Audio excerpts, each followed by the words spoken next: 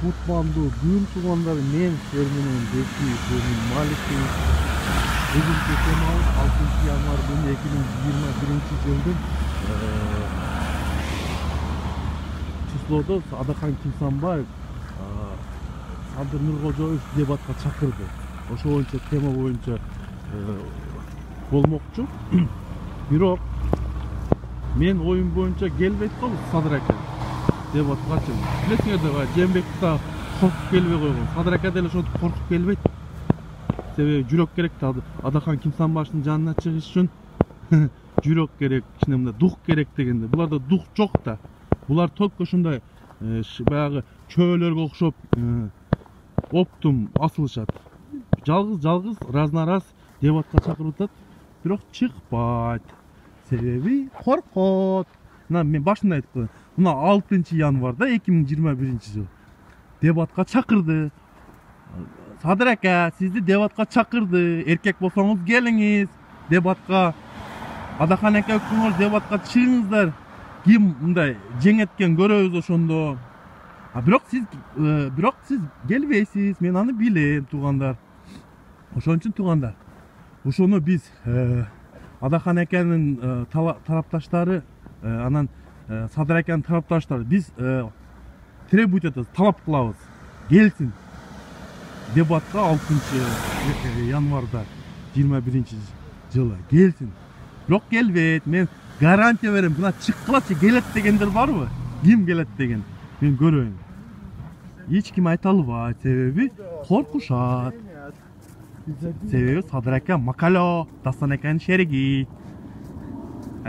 Мен айтып десиңер, 6-сы келбейт, дебатка чыкпайт, вообще чыга албайт.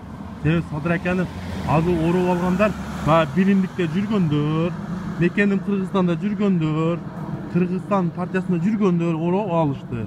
Эми баягы кече кеткен шайлоого кеткен акчасы парламентке, ошо акчаны элден канынан ич керек да. Ал болбой калды. Эми двойной кылып ичет да Кыргыз элиненчи бул шүмшүктөрчү.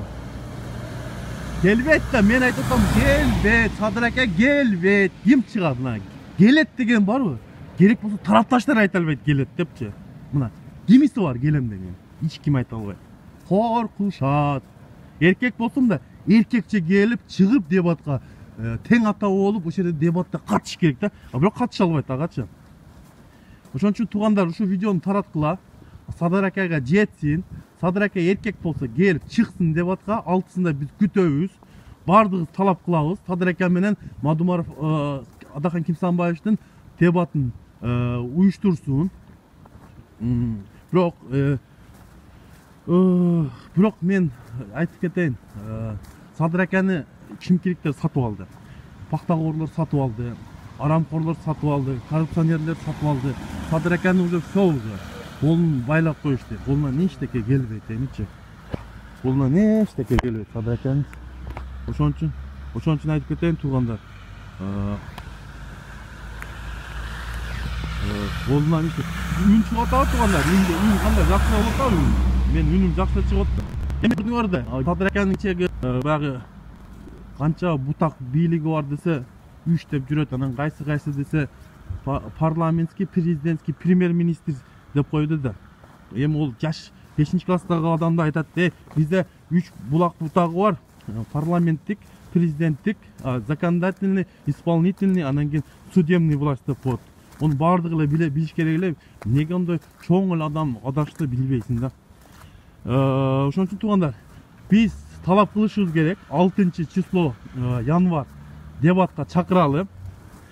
Ошондо көрүнөт да ким кандай экени, кандай деңгээлде экен. Анан билесиңер да, бизде башка мамлекетте ошо президент биздин атыбыздан чыгып сүйлөйт. Анан ошо мамлекетке барып туруп сакалоо макалоо болуп турса уят болобуз. Анан кийин интеллигент уровендагы кичине Садыр аканыкы кичине пасыраак экен да. Эми окубай койгон окшойт. Физкультурникте эми жалаң физкультурниктерди күткөндө окубайт да, эми алар жок ошо спорт менен заниматься этет. Ошон үчүн туугандар, адашпай тандайлы. Мен ушул кыргыз элин суранып кетет элем, ошо Адахан Кимсанбаевчке Адахан Кимсанбаевди шайлап кетели, туугандарга айталы, мына мигранттар деле айталы. Адахан Ток, Адахан Кимсанбаев жана Адахан Кимсанбаев. Башка талапкердин мен көрбөй турам. Себеби башка талапкерлердин көбү фавориттерден эми бакыт кылмаган. Биз курактуу бала экен. Эми ол деле жакшы эле адам, жакшы эле киши, жакшы эле кандидат. Бирок эми азыр Адахан Кимсанбаевдин очередь президент болуш убагы келди.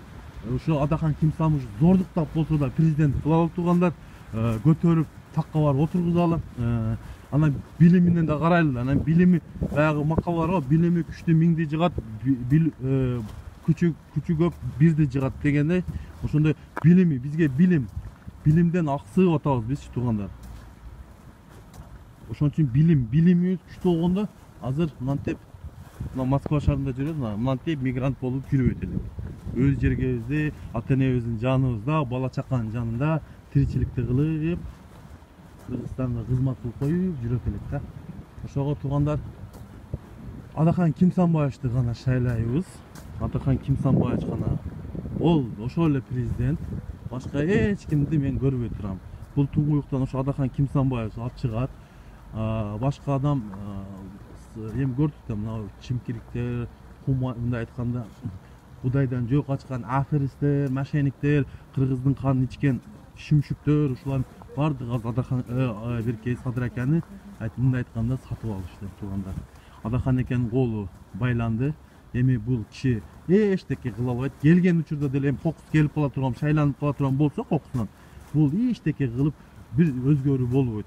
Эми биз мына 6-чы президентти татыктуусун, сабатында карап алабыз. Анан кийин баягы товарды алганда да сапаттуу товар аласыңарга, ошого сапаттуу кандидатты тандап алалы туугандар. Мен ошол кыргыз элине кайрылып, тууган урук ошо Кыргызстан элине ошо Адахан Ток, Адахан Кимсанбаев.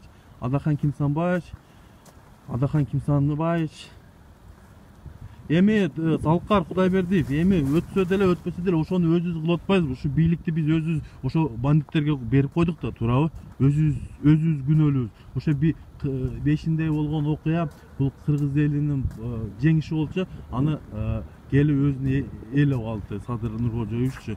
Ошон үчүн туугандар ошону аракет кылсак берекеттейт. Ошону талап кылып кылсак бул бандиттерди деле жок кылсак болот. Күч жетет. Мен билем, ар намысы күчтүү жигиттер бар.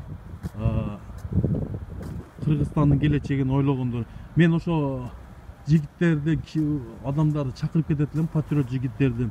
Мындайга кайдыгер карабай, бардыгыбыз бир муштумга чогулуп, ошо бандиттерди жоготуп, Кыргызстандын келечегин оңдоп дегенде. Ошон үчүн 6 январь күнү биз чакырабыз, талап кылабыз, келсин дебатка. Бирок келбейт. Себеби мен сезем да, андай адамдарды мен сразу сезем. Келбейт. Мен дагы эфирге чыгам туугандар. Ошо 6 январь 21-жылдын дебатка чакырганын күтөбүз. Садыр акеге деле айтып кетейин. Сиз келбейсиз, чакырса деле келбейсиз. Себеби коркоксуз. Макул. Саламатта калыңыздар туугандар, дагы чыгам.